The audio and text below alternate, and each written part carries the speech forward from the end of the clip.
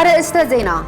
መንግስት በመካከለኛው ምስራቅ ጦርነት ሳቢያ በነዳጅ አቅርቦት ላይ ያጋጠመውን ችግር ለመቋቋም የሚያስችል ውሳኔ ይፋ አደረገ። ከውጭ አሜሪካ የኢራንን የኒውክሌር ጣቢያ ማጥቃቷን ተከትሎ ቴህራን የዱባይን የነዳጅ ማከማቻ መታች።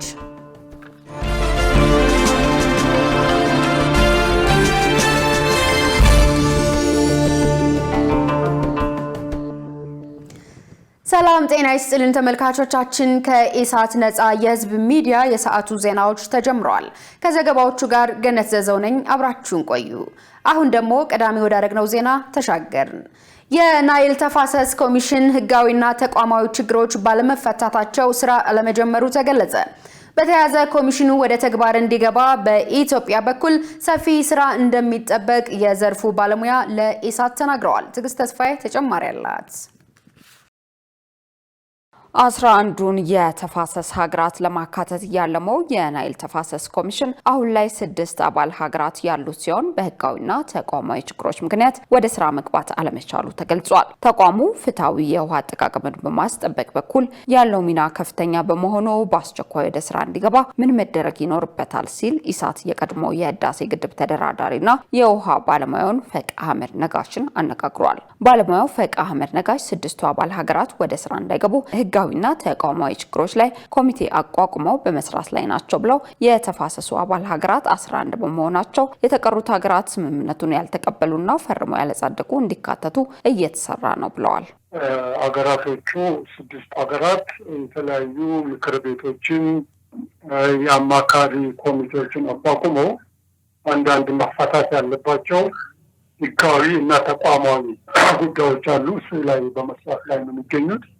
ከሁሉም በላይ ደግሞ የተፋሰሱ ሀገራት 11 ናቸው። አሁን በዚህ የኮሚሽኑ አካል የሆኑት 6 ናቸው እና የተቀሩትን ሀገራት በተለይ 4ቱ ኤሪትሪያ እንኳን ፍላጎት እንደሌለት ከመጀመሪያውም ስታሳይ ስለነበረ የቀሩት ግን እንደ ግብጽ፣ ሱዳን፣ ኮንጎ ስምምነቱን ያልተቀበሉ፣ ኬንያ ደግሞ ፈርማ ያላጸደቀች እነዚህ 4 ሀገራት የሚታቀፉበት ሁኔታ ላይ በመነጋገር ላይ ነው የሚገኙት።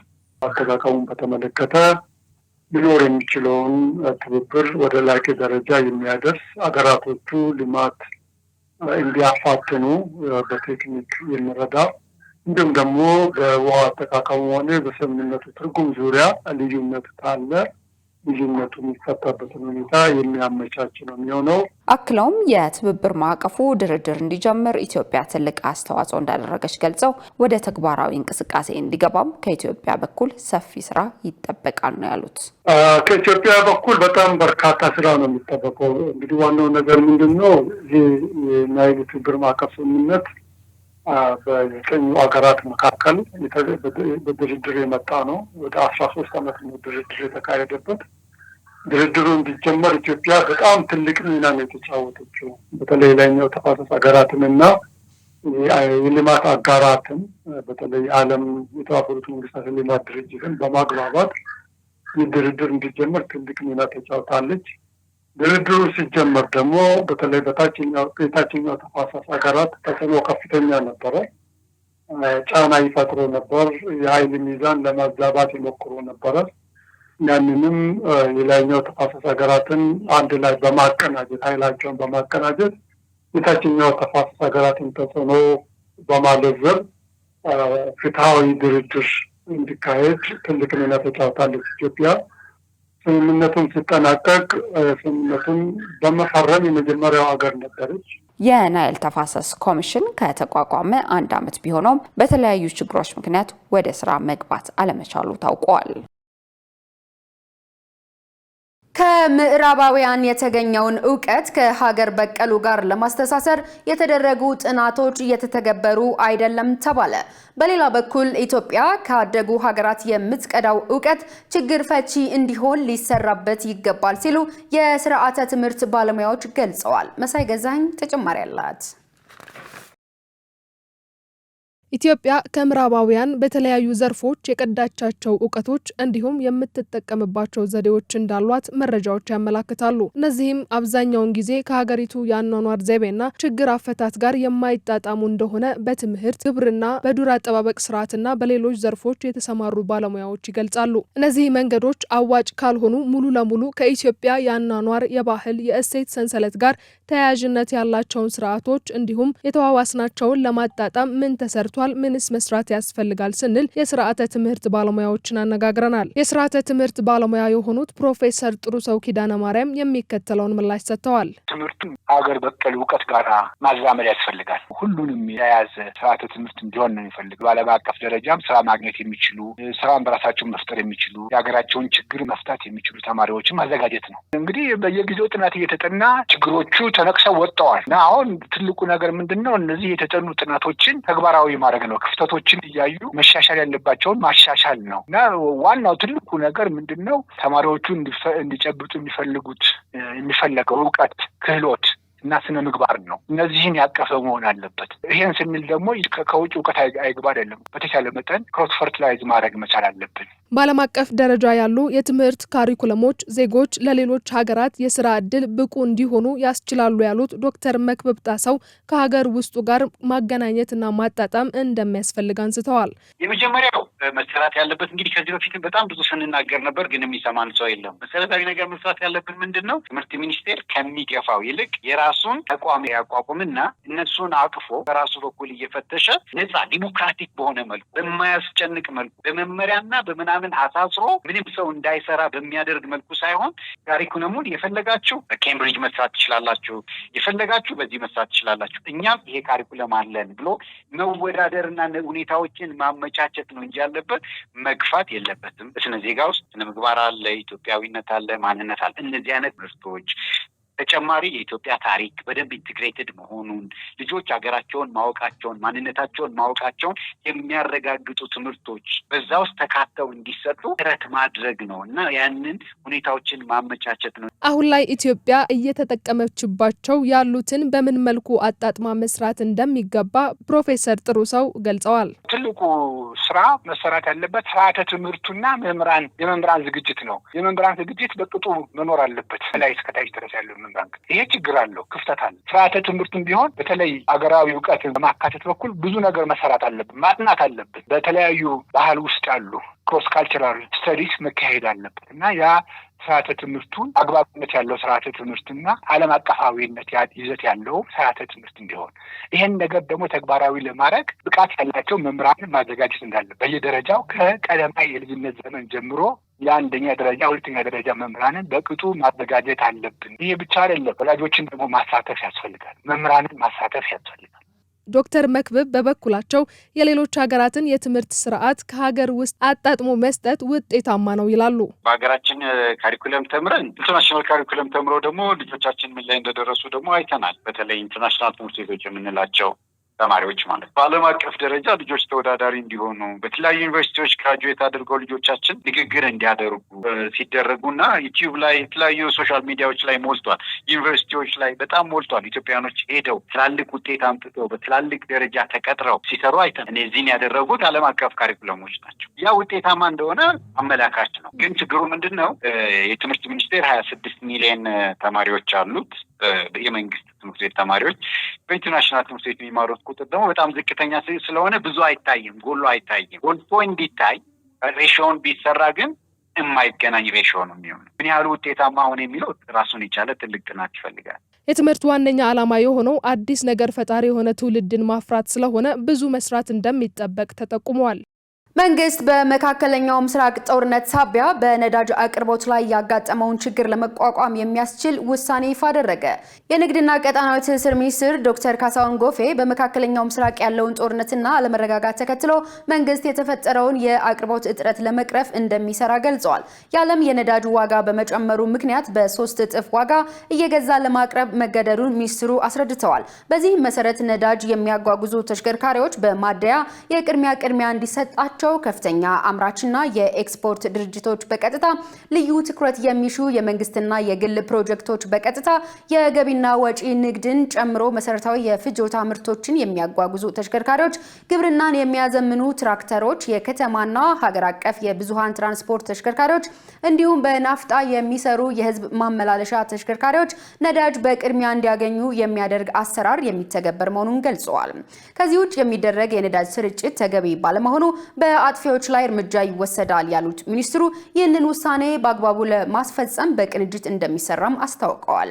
በሌላ በኩል ሚኒስትሩ በነዳጅ ግብይትና አቅርቦት ላይ ህገወጥ ድርጊት የፈጸሙ የስራ ኃላፊዎችን ጨምሮ 658 ግለሰቦች በቁጥጥር ስር የዋሉ ሲሆን ከ720,000 ሊትር በላይ ነዳጅ ተይዞ ለመንግስት ገቢ ሆኗል ብለዋል። በተጨማሪም ህብረተሰቡን ነዳጅን በቁጠባ እንዲጠቀም፣ የታዳሽ ኃይል አማራጮችን የመጠቀም ስልትን እንዲከተል፣ የእግር ጉዞ ባህልን እንዲያጎለብት፣ አላስፈላጊ የጉዞ ፕሮግራሞችን እንዲሰርዝና እንዲያቆም፣ የህዝብ ትራንስፖርት እንዲጠቀም ያሳሰቡ ሲሆን በነዳጅ ግብይት ላይ የሚስተዋሉ ህገወጥ ተግባራትን በማጋለጥ ረገድ ከመንግስት ጋር ተባብሮ እንዲሰራም ጥሪ አቅርበዋል። በአዲስ አበባ ከተማ ኮተቤ 02 በደረሰ የትራፊክ አደጋ የ3 ሰዎች ህይወት አለፈ። በአዲስ አበባ የካ ክፍለ ከተማ ልዩ ስሙ ኮተቤ 02 ተብሎ በሚጠራው አካባቢ ዛሬ ጠዋት በደረሰ የትራፊክ አደጋ የ3 ሰዎች ህይወት ወዲያውኑ ሲያልፍ በ16 ሰዎች ላይ ደግሞ የመቁሰል አደጋ ደርሷል። አደጋው የደረሰው በአንቆርጫ መስመር 19 ሰዎች አሳፍሮ የተነሳ የሰሌዳ ቁጥር ኮድ 3 C02667 የሆነ ነጭ ሚኒባስ የኮንክሪት መንገድ አካፋዩን ጥሶ ወደ ዋናው መንገድ በመግባቱ መሆኑን የአዲስ አበባ ትራፊክ ቁጥጥር መምሪያ የትራፊክ ህዝብ ግንዛቤ ኃላፊ ምክትል ኢንስፔክተር ዳዊት ሙልጌታ ለጋዜጣ ፕላስ ገልጸዋል። በሚኒባሱ ውስጥ ከነበሩት 19 ሰዎች መካከል የሶስቱ ህይወት ወዲያውኑ ሲያልፍ 16ቱ ሰዎች የተለያየ መጠን ጉዳት ደርሶባቸው በሕክምና ተቋማት የሕክምና እርዳታ እየተደረገላቸው ይገኛል። የአደጋው መንስኤና በሰዎች ላይ የደረሰው የጉዳት መጠን በአሁን ወቅት በዝርዝር እየተጣራ መሆኑን ምክትል ኢንስፔክተሩ ጠቁመዋል። ነገን ለመኖር ዛሬ ላይ ህጎችን አክብረን መንቀሳቀስ ይገባል ያሉት ኃላፊው ሁሉም የህብረተሰብ ክፍል የትራፊክን ህግ በማክበርና የመንገድ አጠቃቀምን በማሻሻል ሊንቀሳቀስ እንደሚገባ አሳስበዋል። የተከበራችሁ ተመልካቾቻችን ከኢሳት ነፃ የህዝብ ሚዲያ የሰዓቱ ዜናዎች አሁንም እንደቀጠሉ ናቸው። አሁን ደግሞ የቢዝነስና የኢኮኖሚ መረጃዎችን የምንከታተልበት ሰዓት ላይ ደርሰናል። የቢዝነስ መረጃዎችን የምታቀርብልን መሰረት ባዩናት። በቀጥታ ወደ ቢዝነስ መረጃዎች።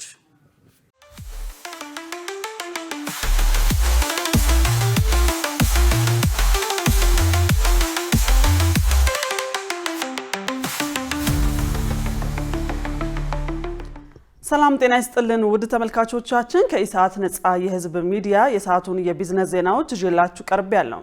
ከዜናዎቹ ጋር መሰረት ባዩ ነኝ። አብራችሁን ቆዩ።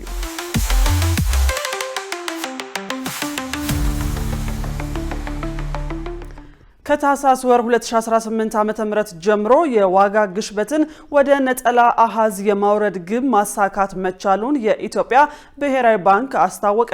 የኢትዮጵያ ብሔራዊ ባንክ የገንዘብ ፖሊሲ ኮሚቴ 6ኛውን ስብሰባውን መጋቢት 12 ቀን 2018 ዓ.ም አካሂዷል።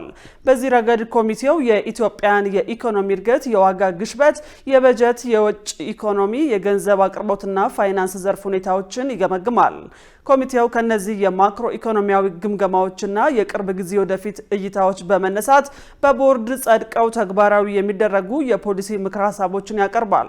በዚሁ መሰረት ኮሚቴው በውይይቱ የተመለከታቸው አበይት ጉዳዮችም ዓመታዊ የዋጋ ግሽበት እየቀነሰ በመምጣት የካቲት ወር 2018 መጨረሻ ላይ 9.7 በመቶ የደረሰ ሲሆን ከታህሳስ ወር 2018 ዓ.ም ጀምሮ የኢትዮጵያ ብሔራዊ ባንክ የነጠላ አሃዝ ግብን ለማሳካት ችሏል። የካቲት ወር 2018 ወርሃዊ የዋጋ ግሽበት 0.4 በመቶ በመመዝገቡ የዋጋ ንረት በኢኮኖሚ ላይ የሚያሳድረውን ጫና እየቀነሰ መሄዱን ያመለክታል። በሌላ በኩል የዋጋ ግሽበት የወደፊት እይታን በተመለከተ በመካከለኛው ምስራቅ የተነሳው የጂኦ ፖለቲካዊ ግጭቶች በዓለም አቀፍ የነዳጅ ዋጋ ላይ ከፍተኛ ጫና እያሳደረና የአቅርቦት ሰንሰለቶች መቋረጥን እየፈጠረ በመሆኑ ይህ ክስተት በሀገር ውስጥ የዋጋ ግሽበት ላይ አሉታዊ ተጽዕኖ እንደሚኖረው ይጠበቃል። የስጋቱም ጫና ግጭቱ በሚቆይበት ጊዜና መንግስት በሚወስዳቸው የመቆጣጠሪያ እርምጃዎች ላይ የሚወሰን ቢሆንም ኮሚቴው ጥብቅ የገንዘብ ፖሊሲን ማስቀጠል እንደሚያስፈልግ ትኩረት ሰጥቶበታል። ሀገር በቀል የኢኮኖሚ ማሻሻያው በንግዱ ዘርፍ ተጨባጭ ለውጥ እንዲመዘገብ ማስቻሉን የንግድና ቀጣናዊ ትስስር ሚኒስቴር ገለጸ። በአፋር ክልል የተገነባው የሰመራ ሁለተኛ ደረጃ የቁም እንስሳት ግብይት ማዕከል የክልሉ ርዕሰ መስተዳድር አወል አርባና ሚኒስትሩ በተገኙበት በዛሬው ዕለት ተመርቆ አገልግሎት መስጠት ጀምሯል። የንግድና ቀጣናዊ ትስስር ሚኒስቴር ሚኒስትር ዶክተር ካሳሁን ጎፌ በዚሁ ወቅት እንዳሉት ኢትዮጵያ ሀገር በቀል የኢኮኖሚ ማሻሻያውን ተግባራዊ ካደረገች ወዲህ ከቁም እንስሳት ዘርፍ የምታገኘው ገቢ ጨምሯል። ለአብነትም ባለፉት 8 ወራት ብቻ ከዘርፉ 39 ሚሊዮን ዶላር ገቢ መገኘቱን ተናግረዋል። የተመረቀው ማዕከል ከ700 ሚሊዮን ብር በላይ ወጪ የተገነባ ሲሆን በተለያዩ አካባቢዎች ከ1 ቢሊዮን ብር በላይ በሆነ ወጪ 10 ማዕከላት እየተገነቡ እንደሚገኙም ጠቁመዋል። በአሁኑ ወቅት ከ1950 በላይ የቅዳሜና እሁድ ገበያዎች በመላ ሀገሪቱ እንደሚገኙ ገልጸው እነዚህ ገበያዎች ደረጃቸውን የጠበቁ ለማድረግ በትኩረት እየተሰራ ነው ብለዋል። የአፋር ክልል ርዕሰ መስተዳድር አወል አርባ በበኩላቸው የማዕከሉ ወደ ስራ መግባት በክልሉ የሚገኘውን ሰፊ የእንስሳት ሀብት ወደ ላቀ የኢኮኖሚ ጥቅም መለወጥ ያስችላል ብለዋል። ማዕከሉ ለሚሌ የእንስሳት ማቆያ ቅርበት ያለው በመሆኑ የእንስሳት ወጪ ንግድን ለማሳለጥና የውጭ ምንዛሬ ግኝትን ለማሳደግ ትልቅ አስተዋጽኦ እንደሚያበረክት መናገራቸውን ኢዜአ ዘግቧል።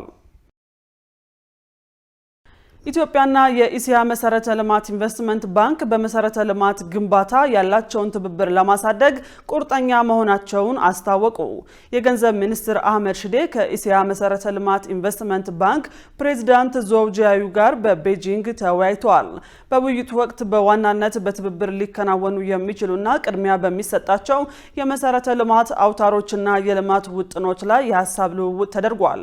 የገንዘብ ሚኒስትሩ የቢሾፍቱ ዓለም አቀፍ አውሮፕላን ማረፊያ ፕሮጀክት ኢትዮጵያ በቀጠናው ያላትን የአቪዬሽን ማዕከልነት ለማጠናከርና ለሀገሪቱ የረጅም ጊዜ የኢኮኖሚ እድገት ያለውን ስትራቴጂካዊ ጠቀሜታ አስረድተዋል። ሁለቱ ወገኖች የግል ዘርፍ ፋይናንስን በማንቀሳቀስ ረገድ ያለውን ትብብር ለማሳደግ በሚቻልባቸው ድሎች ላይም ተወያይተዋል።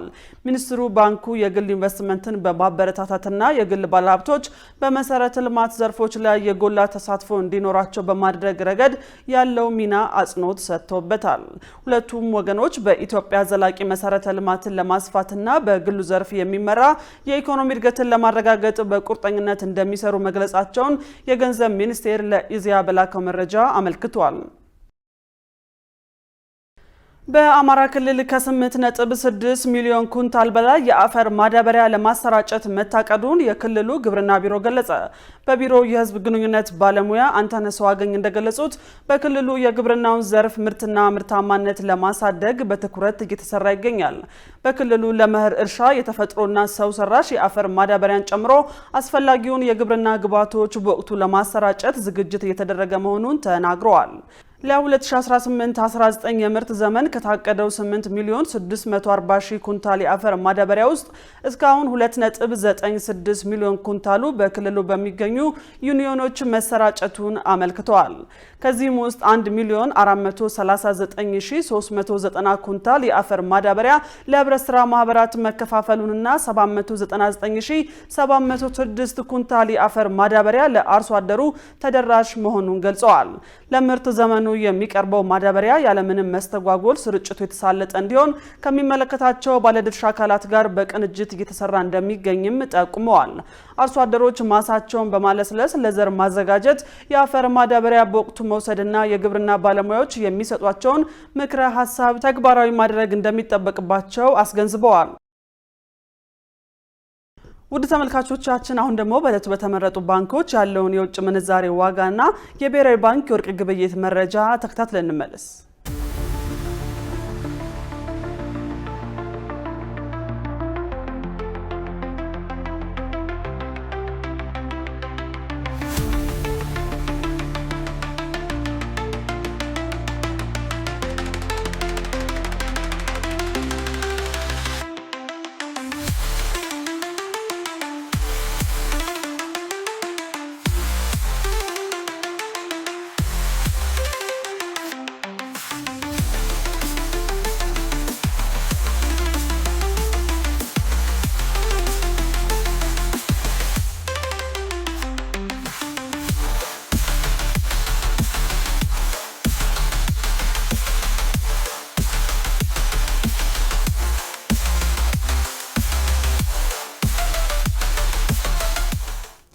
ተመልካቾቻችን ለዕለቱ ያዝናቸው የቢዝነስ ዜናዎች በዚሁ ተጠናቀዋል። ወደ ቀሪዎቹ ዜናዎች እንመለስ።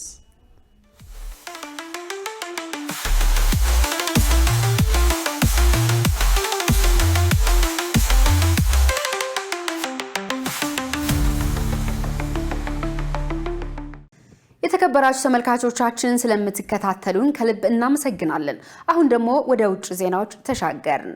አሜሪካ የኢራንን የኒውክሌር ጣቢያ ማጥቃቷን ተከትሎ ቴህራን የዱባይን የነዳጅ ማከማቻ መታች። በሌላ በኩል የኢራን የውጭ ጉዳይ ሚኒስትር አባስ አራጋቺ ቴህራን ኢላማ የምታደርገው የአሜሪካን ኃይሎች ነው ብለዋል። ሸሪፍ ኢማም ተጨማሪ ያለው አሜሪካ በወሰደችው ጥቃት ማክሰኞ ዕለት በቴህራን ማዕከላዊ ስፍራ የሚገኘውን ኢስፋሃንን ደብድባለች። በጥቃቱ የእሳት ኳሶች የመሰሉ እየተጠቀለሉ ወደ ሰማይ ሲወጡ ተስተውሏል። ይህንን ተከትሎ ቴህራን በፐርሺያ ሰርጥ የነበረና የተሞላ የኩዌት ነዳጅ ታንከር መታለች። በኢራን ላይ የተፈጸመው የጥቃት ደረጃ አሜሪካና እስራኤል በኢራን ላይ የከፈቱት አንድ ወር የሞላው ጦርነት ምን ያህል የከፋ እንደሆነ ማሳያ ነው ተብሏል። የአሜሪካው ፕሬዝዳንት ዶናልድ ትራምፕ የተኩስ አቁም ስምምነት ላይ ለመድረስ የዲፕሎማቲክ ንግግሩ በጥሩ ደረጃ ላይ ነው ያለው እያሉ በኢስፋሃን ላይ የተፈጸመውን ጥቃት የተመለከተ ቪዲዮ ሲያጋሩ ነበር ተብሏል። ኢስፋሃን ከ3ቱ ጁላይ በአሜሪካ ጥቃት ከደረሰባቸው የኢራን በከፍተኛ ደረጃ የበለጸገ ዩራኒየም የተከማቸባቸው ስፍራዎች አንዱ ነው። ይህ በእንዲህ እንዳለ ኢራን በሰርጡ ጎረቤት ሀገራት ላይ በፈጸመችው አዲስ ጥቃት በዱባይ የውሃ ዳርቻ የነዳጅ ታንከር መታለች። ኢራን በሆርሙዝ ሰርጥ ያላት ጠንካራ ቁጥጥርና በሰላሙ ጊዜ 1/5 የዓለም ነዳጅ የሚተላለፍበት መስመር መዘጋት በዓለም ላይ የነዳጅ ዋጋ እንዲጨምር እንዲሁም በባህረ ሰላጤው አካባቢ የኃይል መሠረተ ልማቶች ላይ የሚፈጸም ጥቃት ችግሩን አባብሰውታል። የባህረ ሰላጤው አረብ ሀገራት ዘንድ የተፈጠረውን ንዴትን በተመለከተ የውጭ ጉዳይ ሚኒስትር አባስ አራጋቺ ማክሰኞ ዕለት እንዳሉት ቴህራን ኢላማ የምታደርገው የአሜሪካ ኃይሎችን ነው። በርካታ መንግስታት ዋሽንግተንን እየደገፉ ነው፣ የኢራንን ጦር አቅም እስከሚጠፋ ድረስ ጦርነቱን እንድትቀጥል ብለዋል። የኛ ኦፕሬሽን በወራሪ ጠላቶች ላይ ነው፣ ለአረቦች ወይም ለኢራናውያን አንዳች ክብር የሌላቸው ወይም አንዳች ደህንነት የማይሰጡ ሲሉ አራጋቺ በኤክስ ገጽ ጽፈዋል። አሁን ሁነኛ ጊዜ ነው የአሜሪካ ኃይሎችን ማስወጣት ብለዋል። በዱባይ ውሃ ላይ የኢራን ድሮኖች የኩዌት የነዳጅ ታንከርን መጥተዋል። በዚህም በኋላ ላይ መቆጣጠር ቢቻልም መጀመሪያ ላይ እሳት ተቀስቅሶ ነበር ተብሏል። ድሮኖችን ለመመከት በተሰራ ስራ በመኖሪያዎች አካባቢ በወደቁ ስብርባሪዎች 4 ሰዎች ቆስለዋል። በሌላ ጥቃት ደግሞ በከተማዋ ሌላ ፍንዳታ መከሰቱ ተሰምቷል። በባህሬን የአየር መከላከያ ድምፅ ጩኸት ይሰማ ነበር ተብሏል። የሳውዲ አረቢያ መከላከያ ሚኒስቴር እንዳለው 3 የባለስቲክ ሚሳይሎች ወደ ሪያድ የተተኮሱ አክሽፏል። ከድሮኖች ስብርባሪ በደቡብ ምስራቅ የከተማዋ ክፍል መሬት ላይ ሲያርፍ በ6 የመኖሪያ ቤቶች ላይ መጠነኛ ጉዳት አድርሷል ተብሏል።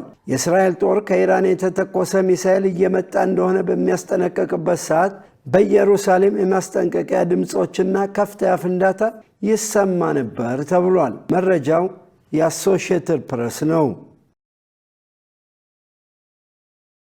ከ700,000 በላይ ሶሪያውያን በሚቀጥሉት 3 ዓመታት ውስጥ ጀርመንን ለቀው መውጣት አለባቸው ተባለ። በጀርመን የሚገኙ የሶሪያ ዜጎች በበኩላቸው ጥያቄው መሆን ያለበት ወደ ሀገራችሁ ትመለሳላችሁ ወይ የሚለው ሳይሆን ሶሪያን ለመደገፍ ምን ታደርጋላችሁ የሚለው ነው ብለዋል። ዮሐንስ ተስፋ ተጨማሪ ያለው የሶሪያው ፕሬዝዳንት አህመድ አልሻራህ በጀርመን ባደረጉት ጉብኝት ወቅት በርካታ ሶሪያውያን ሀገራቸውን መልሰው ይገነባሉ ብለው ተስፋ ያደረጉባቸውን ፕሬዝዳንት ለመቀበል በነቂስ ወደ አደባባዮች ወጥተዋል። ከ10 ዓመታት በፊት በሶሪያ የእርስ በርስ ጦርነት ወቅት የቀድሞዋ መራሒተ መንግስት አንጌላ ሜርክል ይህንን ማድረግ እንችላለን የሚለውን ታሪካዊ ንግግር ካደረጉ በኋላ ከ1 ሚሊዮን በላይ ሶሪያውያን ስደተኞች በጀርመን መኖር የሚያስችላቸውን የመኖሪያ ፍቃድ አግኝተዋል። አሁን ግን የወቅቱ መንግስት አስተዳዳሪ ስደተኞቹ ወደ ሀገራቸው የመላሻቸው ጊዜ አሁን ነው ብለዋል። በሚቀጥሉት 3 ዓመታት ውስጥ ፕሬዚዳንት ሻራም ተስፋቸውን እንደገለጹት በአሁኑ ወቅት በጀርመን ከሚገኙ ሶሪያን መካከል 80% የሚሆኑት ወደ ሀገራቸው ይመለሳሉ ተብሎ ይጠበቃል። ጀርመን እንደ አውሮፓውያኑ በ2024 ለ83000 ሶሪያውያን ዜግነት የሰጠች ሲሆን ይህም በቀደመው ዓመት ከነበረው 76000 ጭማሪ አሳይቷል። ይሁን እንጂ 940,000 የሚሆኑ የጀርመን ዜግነት የላቸውም። አብዛኞቹ ሶሪያውያን በጊዜያዊ የመኖሪያ ፍቃድ የሚንቀሳቀሱ ሲሆን ሶሪያ ደህንነቷ የተጠበቀ ሀገር መሆኗ ከተረጋገጠ መንግስት ፍቃዳቸውን ላያድስ ይችላል ተብሏል። ከመላው ጀርመን የተሰባሰቡ ስደተኞች ፕሬዝዳንታቸውን ለማየት ተስፋ ቢያደርጉም ወደ ሀገራቸው መመለስ የሚችሉት ግን አሁናዊው የሀገሪቱ ሁኔታ ሲስተካከል ብቻ እንደሆነ ይናገራሉ። በመቶ ሺዎች የሚቆጠሩ ሶሪያውያን በ3 ዓመት ውስጥ ይመለሳሉ የሚለው እቅድ ከእውነታው የራቀ ነው ሲሉም ይሞግታሉ። ሰዎቹ ወዴት ነው የሚሄዱት? በእርግጥ ከጥቂት ዓመታት በኋላ የጀርመን የአውሮፓና የአሜሪካ ኢንቨስትመንት ሲስፋፋ አዳዲስ ኩባንያዎችና ትምህርት ቤቶች ሲገነቡ መመለስ ይችላሉ። በአሁኑ ወቅት ግን ትምህርት ቤቶች የሉም። ልጆቻችን ወዴት ነው የሚሄዱት? ፕሬዚዳንት ሻራህ ሶሪያውያን ባለሙያ ስደተኞች ሀገራቸውን መልሶ ለመገንባት እንዲመለሱ ቢፈልጉም የመመለስ ፍላጎቱ የሌላቸው ግን በጀርመን የመቆየት መብት ሊኖራቸው እንደሚገባ ገልጸዋል። ከጀርመን ኩባንያዎችና ከቻንስለሩ ጋር በጀርመን ኢንቨስትመንት ዙሪያ ሰፊ ውይይት አድርገናል። በአሁኑ ወቅት በጀርመን የሚገኙ ሶሪያውያንን በመጠቀም በጀርመን ኩባንያዎች ስም በሶሪያ ምድር ላይ እንዲሰሩ ስለሚቻልበት ሁኔታ መክረናል። በጀርመን ክሊኒኮች ውስጥ ያለውን የሰራተኛ እጥረት እየሸፈኑ ያሉ ሶሪያውያን ዶክተሮች ሀገራቸውን ለመርዳት ወደ ደማስቆ መጓዝ ጀምረዋል። ከቤተሰቦቻችንና ከልጆቻችን ጋር እዚህ ህይወት መስርተናል። ስለዚህ ሁሉንም ነገር ትቶ መመለስ ያን ያህል ቀላል አይደለም። ጥያቄው ትመለሳላችሁ ወይ የሚለው ሳይሆን በአሁኑ ወቅት በሶሪያ ያለው ስራ ለመደገፍ ምን ማድረግ ትችላላችሁ የሚለው ነው መሆን ያለው። መራሂ የመንግስት ፍሬድሪክ መርስ በመቶ ሺዎች የሚቆጠሩ ሶሪያውያን በአጭር ጊዜ ውስጥ እንዴት ሊመለሱ እንደሚችሉ ዝርዝር ማብራሪያ አልሰጡም። ይሁን እንጂ ጉዳዩ በጀርመን ቀኝ ዘመን ፓርቲ ኤኤፍፒ ተወዳጅነቱ እየጨመረ በመምጣቱ የቻንስለሩ ንግግር የሀገር ውስጥ ፖለቲካዊ ፍጆታን ለማሟላት ሳቢ ያደረገ እንደሆነ ይታመናል። መረጃውን ስናጠናቅር አልጀዚራን ዋቢያችን አድርገናል። የተከበራችሁ ተመልካቾቻችን ከኢሳት ነጻ የህዝብ ሚዲያ ወደ እናንተ ሲደርሱ የነበሩ የሰዓቱ ዜናዎች በዚሁ ተጠናቀዋል። ከዘገባዎቹ ጋር ገነዘዘው አብሬያችሁ ነበርኩ። ሰናይ ጊዜ